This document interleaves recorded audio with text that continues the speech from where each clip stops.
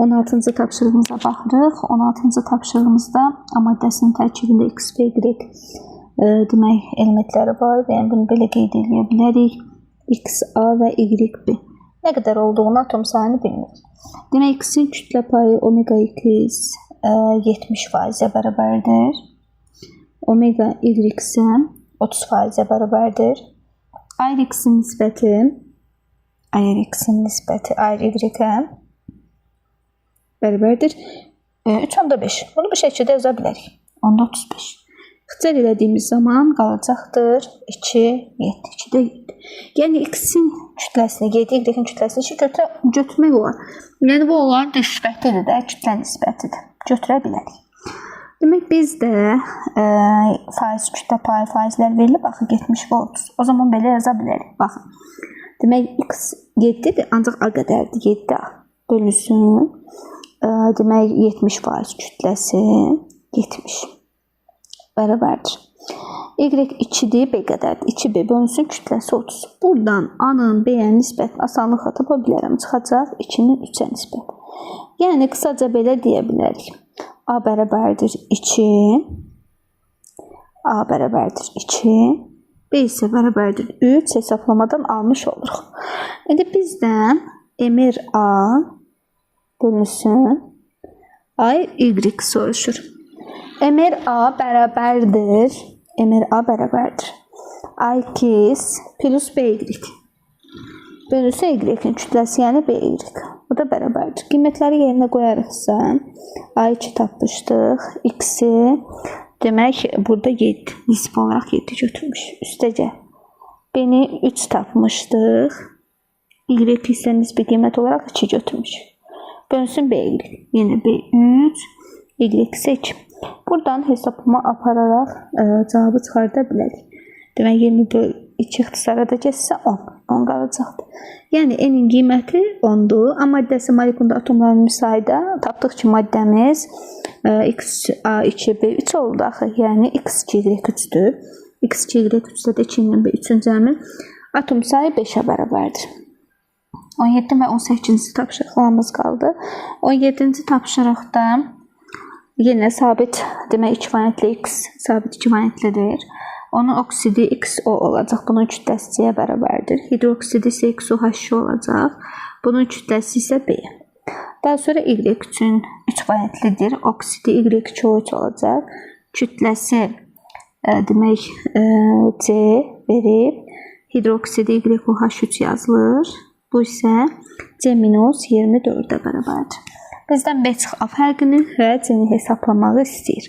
Bunun üçün neyiniyək? Bunların B və A-nın fərqinin nə olduğunu aydınlaşdırıq. B hidroksidə aiddir, yəni budur. A isə oksidə aiddir. Onda fərqi tapmaq üçün yaza bilərik. XOH2-nin kütləsi çıxsın XO-nun kütləsi. Yəni XOH2 X plus 16 ilə 1 17.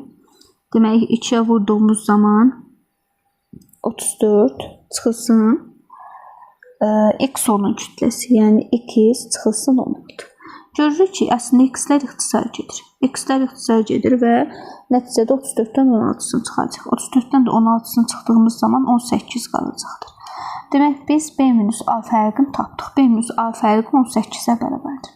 Daha sonra bizdən C-ni hesablamağı istəyir. C-ni də hesabladıqda C nədir? C oksidin, Y oksidinin nisbi molekul kütləsidir. Yaxşı, demək, Y oksidinin Y2O3 kütləsi C idi. Hidroksidi isə YOH3 C-24 idi. Bunu biz demək, gətirib hesablamada yerinə qoya bilərik. YOH3, Y plus 16 ilə 1 17. 17-ni 3-ə vurduğumuz zaman 51 bərabərdir C-24 deyilmi?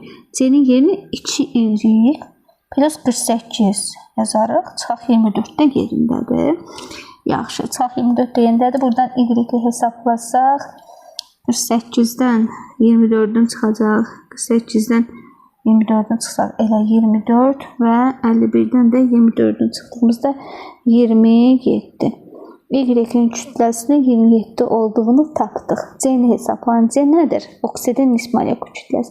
Yəni Y2O3-də Y-in yerini 27 qoyuruq. 27 vuraq 2 plus 16 48. və nəticədə 54-dən 48-i cəmləyəcək. 54-ün də üstünə 48 gəldikdə 102 olacaq. Yaxşı, bu da 17-ci tapşırığımızın cavabı. 18-ci tapşırığımız qaldı.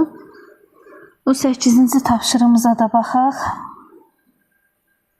18-ci tapşırığımızda x-dən oksigenin reaksiyasıdır.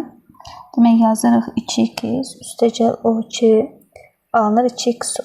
Daha sonra yazırıq başlanğıc zərf olunan artıqı.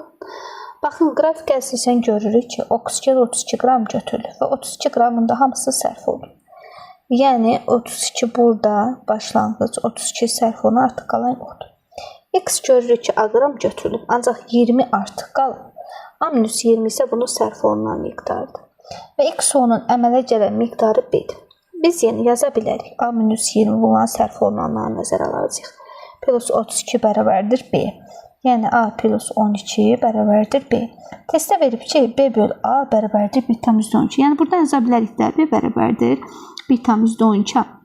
Gətirib B-nin yerinə bu hesablamada yerinə qoysaq A plus 12 bərabərdir 1/12A. Buradan 0/12A bərabər 12-yə A bərabərdir 100-ə tapa bilərik. Bizdən B-ni hesabla deyir. B nədir? Baxın, burada X-onun əmələ gələn miqdarı. A-nın yerinə 100 qoyarıqsa, demək 100-dən 20-sini çıxarıq 80, üstünə də 32 gəldiyimizdə B 112 edir. Və X-in nisbi atom kütləsi. X-in də nisbi atom kütləsini necə tapacağıq? Baxın, sərf olunan kütlələrə əsasən. Oksigen testdən bizə məlumdur ki, 32 qram sərf oldu. Və verilən qrafikdə verilən miqdar da 32-dir. 32 qram sərf olunan zaman A-20 qədər A-yı 100 tapmışdıq. 100-dən 20-sini çıxdığımızda 82. Ancaq digər 32 isə baxın 2x yazdığımızda x bərabərdir. Bunlar ixtisar edəcək. 80-də 2-yə böldüyümüzdə 40 qram. X elementinin icmali kütləsi isə nisbi atom kütləsi isə 40 qram olacaqdır.